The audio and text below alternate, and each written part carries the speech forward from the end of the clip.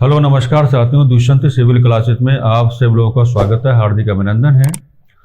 आज सुबह सुबह की चर्चा में एक बहुत ही महत्वपूर्ण विषय है और ये महत्वपूर्ण विषय बन जाता है, आप कह सकते हैं कि मानव के अधिकारों के संरक्षण के संदर्भ में। असल में हुआ यह है कि अभी अभी नेशनल ह्यूमन राइट कमीशन की ओर से उड़ीसा सरकार को एक एफिडेविट, एक हलफनामा दिया गया है। मामला कुछ ऐसा बना है कि उड़ीसा सरकार के यहाँ पर देखिए, ये मामला केवल एक पुलिस प्राधिकारी का है वैसे तो, लेकिन जो आपका राष्ट्रीय मानवाधिकार आयोग है, राष्ट्रीय मानवाधिकार आयोग का जो हलफनामा है, ये सीधा सीधा उड़ीसा सरकार को ही अप्रोच करने की बात कर रहा है। हुआ ये है, घटना मैं आपको पहले बता देता हूं, एक बैकग्राउंड पहले इस चीज का हम लोग ले लेते हैं। एक पुलिस प्राधिकारी द्वारा हिरासत में लिए गए व्यक्ति की हत्या कर दी गई और पुलिस प्राधिकारी द्वारा हिरासत में लिए गए व्यक्ति की हत्या का जो मामला है, इसी को उड़ीसा सरकार के सामने हलफनामे के माध्यम से राष्ट्रीय मानवाधिकार आयोग की ओर से इस्टेब्लिश किया गया है। और विश्वास मानेगा, ये मामला काफी ज्वलंत मुद्दा फिलहाल अभी बना हुआ है और नेशनल ह्यूमन राइट कमीशन की ओर से साफ साफ कहा जा रहा है कि ये मानवाधिकारों की एक प्रकार की सीधी सीधी क्या है, हत्या है। इस संदर्भ में उड़ीसा सरकार को अपनी ओर से जो आंसर देने होंगे उन पे हमें नहीं जाना है, उन पे हमें बिल्कुल भी नहीं जाना है। हमें अपनी क्लास में जो चर्चा है थोड़ा अलग तरीके से हमें इसको लेकर के चलना है, ठीक है। एक बात और हम आपको बता देते हैं, नेशनल क्राइम कंट्रोल ब्यूरो ने अभी एक आंकड़ा जारी किया है और नेशनल क्राइम कंट्रोल ब्यूरो की ओर से जो आंकड़ा जारी किया गया है, ये 2017-2022 के मध्य का है, जिसमें यह बताया गया कि अब तक हमारे यहां पर 660 ऐसे व्यक्ति आपको दिखाई पड़ेंगे जो आपके हिरासत में थे और उनकी हिरासत में ही क्या हो गई, हत्या हो गई। और इनमें सबसे बड़ा जो आंकड़ा आपका है गुजरात का है, जिसमें 80 है और सेकंड क्रमांक जो आपका आता है महाराष्ट्र का आता है। तो ये सवाल किसी भी परीक्षा में आपके सामने आ जाएगा कि नेशनल क्राइम कंट्रोल ब्यूरो की ओर से जो हाल ही में आंकड़े जारी किए गए हैं 2017-2022 के मध्य के, जिनमें यह बताया जा रहा है कि लगभग अभी तक 660 ऐसे व्यक्ति आपको दिखाई पड़ते हैं जो पुलिस हिरासत में थे, लेकिन उनका उत्पीड़न किया गया और उनकी हत्या होगी। और इनमें सबसे ज्यादा नंबर जो 80 करके आपको मिलेगा वो गुजरात में है और सेकंड क्रमांक में आपका क्या है, महाराष्ट्र है। अगर हम इस चर्चा को थोड़ा और आगे बढ़ाने की कोशिश करेंगे तो देखिए होता क्या है कि कई बार जो करंट में आपका कोई इवेंट होता है, तो करंट में जो आपका इवेंट होता है उसको वो आपके सब्जेक्ट के साथ रिलेट करने की कोशिश करता है। जैसे अभी उड़ीसा में जो ये मामला आया है, हम किसी सरकार की आलोचना करने का उद्देश्य हमको लेकर के नहीं चलना है, हमको एक इवेंट को कैलकुलेट करना है और इवेंट को कैलकुलेट करते हुए एग्जामिनेशन ओरिएंटेड क्या इंफॉर्मेशन हमारे पास है, हमें केवल उसको निकाल के चलना है। अगर करंट में जो उड़ीसा में हाल ही में अभी हुआ है या नेशनल क्राइम कंट्रोल ब्यूरो का जो आंकड़ा जो चौंकाने वाला है वाकई में, अगर आप उसको अपने विषय के साथ जुड़ाव करके चलेंगे तो भारतीय संविधान के साथ इसका जुड़ाव आपको करके चलना पड़ेगा। और भारतीय संविधान में एक आर्टिकल आपको दिखाई पड़ता है, आर्टिकल 22, और आर्टिकल 22 आपको शॉर्ट फॉर्म में ये कहने की बात करता है कि गिरफ्तारी एवं निवारक निरोध के संदर्भ में संरक्षण। तो वहां पर गिरफ्तारी के संदर्भ में किस किस प्रकार के संरक्षण आपको दिखाई पड़ते हैं, हम यहां निवारक निरोध की चर्चा नहीं करेंगे, वो हम पॉलिटी वाले लेक्चर में करेंगे। यहां पर गिरफ्तारी के संदर्भ में किस प्रकार के संरक्षण मौलिक अधिकारों के रूप में आपको दिखाई पड़ते हैं, उन तमाम प्रकार के संरक्षणों पर हम लोग डिस्कशन कर लेते हैं।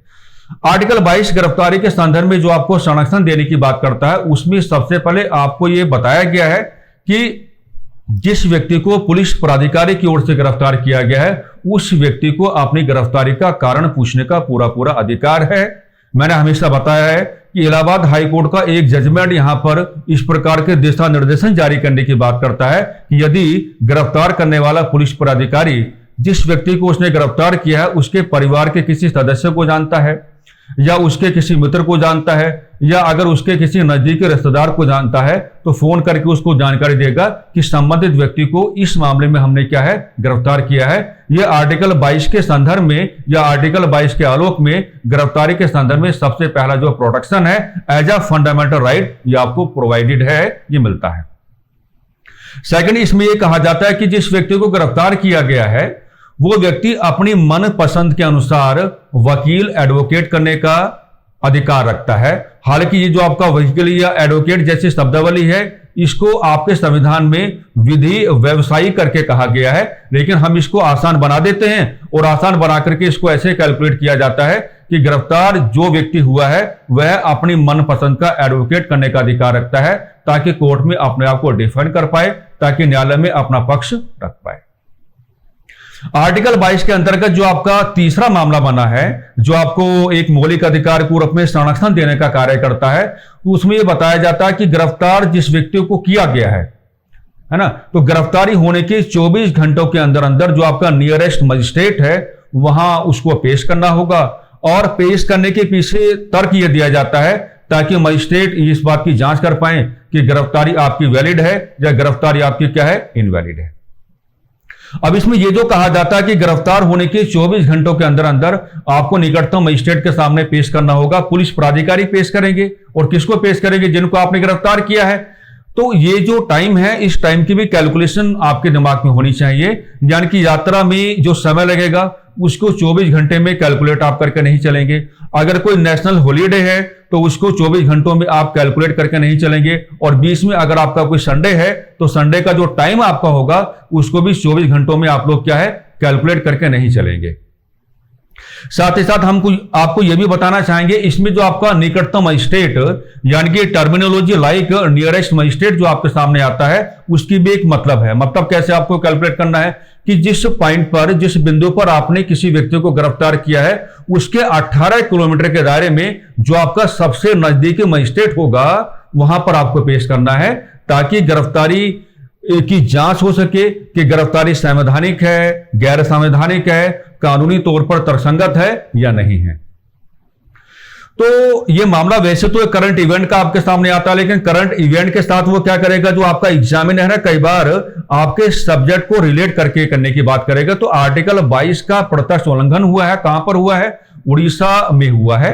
यानी कि हिरासत में कोई व्यक्ति है, व्यक्ति के नाम से आपको कोई मतलब नहीं होना चाहिए, और हिरासत के दौरान ही क्या उस व्यक्ति की क्या हो गई है, डेथ हो गई है। मामला काफी ज्वलंत है, काफी ज्वलंत मुद्दा बना हुआ है। अब कुछ और बातें कर लेते हैं। अगर आप भारतीय दंड संहिता की बात करोगे, हालांकि मैं इस पे और भी अभी आपको बताने वाला हूं, भारतीय दंड संहिता की पुरानी धाराएं आपको मिलेंगी। एक धारा मिलेगी आपको 300, एक धारा मिलेगी आपको 330। तो भारतीय दंड संहिता की जो धाराएं आपको दिखाई पड़ी थी पहले, उसमें धारा 300 में साफ साफ कहा गया था कि यदि कोई पुलिस प्राधिकारी हिरासत में लिए गए किसी व्यक्ति के विरुद्ध अपने बल का प्रयोग करता है और बल का प्रयोग करने के दौरान, है ना, उस व्यक्ति की डेथ हो जाती है, उस व्यक्ति की मृत्यु हो जाती है, तो पुलिस प्राधिकारी को आरोपी माना जाएगा। और पुलिस प्राधिकारी को आरोपी इस रूप में माना जाएगा कि गैर इरादतन का मतलब क्या है कि आपका इंटेंशन पूरा क्लियर तो नहीं था, लेकिन आपका गैर इरादतन एक मामला बनता है। यानी कि जो भी आप पूछताछ कर रहे थे, पूछताछ करने की प्रक्रिया में जो भी आपने बल का प्रयोग किया, तो बल का प्रयोग करते हुए संबंधित व्यक्ति की डेथ होगी, तो गैर इरादतन हत्या का जो मामला है उस पुलिस प्राधिकारी पर बनता है। यह भारतीय दंड संहिता की जो पुरानी धारा है, धारा 300, ये आपका व्यवहार कर रही थी। भारतीय दंड संहिता की पुरानी धारा एक और आपको मिलेगी 330, और 330 में साफ साफ कहा गया था कि अगर पुलिस प्राधिकारी हिरासत में लिए गए व्यक्ति को, है ना, जब इस संदर्भ में अप्रोच करेगा कि भी आपको एविडेंसेस देने पड़ेंगे, है ना, आपको एविडेंसेस देने पड़ेंगे कि मान लीजिए मामला किसी हत्या का है, तो एविडेंसेस का मतलब क्या होगा कि किस उपकरण से आपने हत्या का प्रयोग किया है, कब, क्या, कैसे किया। तो ऐसे एविडेंसेस के संदर्भ में अगर पुलिस प्राधिकारी हिरासत में ले गए व्यक्ति को चोट पहुंचाने की कोशिश करता है, मारपीट करने की बात करता है, तो उसको 7 वर्ष की सजा का प्रावधान भारतीय दंड संहिता की धारा 330 बना रही थी। हालांकि हम लोग जानते हैं कि 1 जुलाई 2024 से जो आपके पुराने कानून थे आईपीसी के, या जो आपके पुराने कानून थे सीआरपीसी के, उन तमाम प्रकार के कानूनों को रिप्लेस करने का कार्य किसने किया है? भारतीय न्याय संहिता ने। और भारतीय न्याय संहिता की जो धारा 120 है और जो धारा 127 है, ये लगभग भी बिल्कुल ऐसा ही व्यवहार कर रही हैं जैसा पुराने समय में धारा 300 कर रही थी और धारा 330 कर रही थी। तो इस करंट के मुद्दे को, है ना, आप लोग चाय का थोड़ा आनंद लेंगे, और चाय का आनंद लेने के साथ साथ क्या है, ये उड़ीसा में जो कुछ इवेंट हुआ है इसको थोड़ा कैलकुलेट करने की बात करेंगे, और इसके साथ आर्टिकल 22 का जो रेफरेंस है उसको आप देने की बात करेंगे, तो ये मामला आपका थोड़ा ठीक हो जाएगा। जाते जाते एक बात और हम आपको बता देते हैं, आर्टिकल 22 में इन बातों को कैलकुलेट किया गया है कि अगर कोई पुलिस पदाधिकारी किसी व्यक्ति को किसी मामले में हिरासत में लेता है और एविडेंस जुटाने की कोशिश करता है तो मारपीट तो नहीं होनी चाहिए, मारपीट तो नहीं होनी चाहिए। लेकिन हम लोग जानते हैं कि मारपीट होती भी रहती है।